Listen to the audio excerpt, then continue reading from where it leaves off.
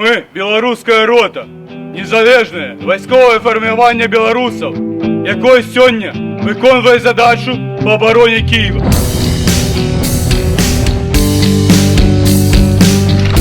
Я уже совсем близко к нему.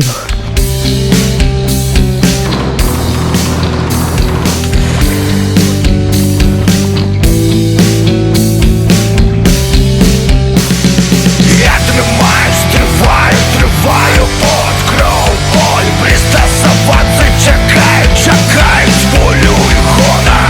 Нам нема чого гублять. Ми будем биться, оборонять і стіл боя корпусний раз.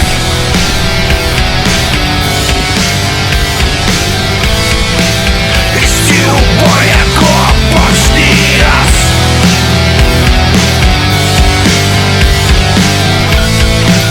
І стіл боя корпусний раз.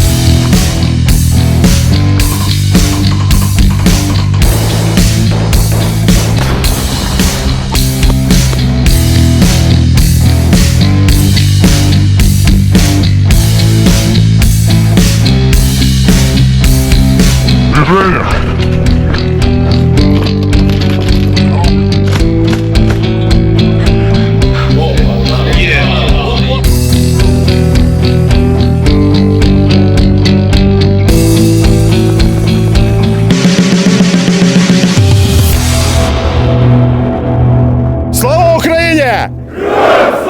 Живе Білорусь!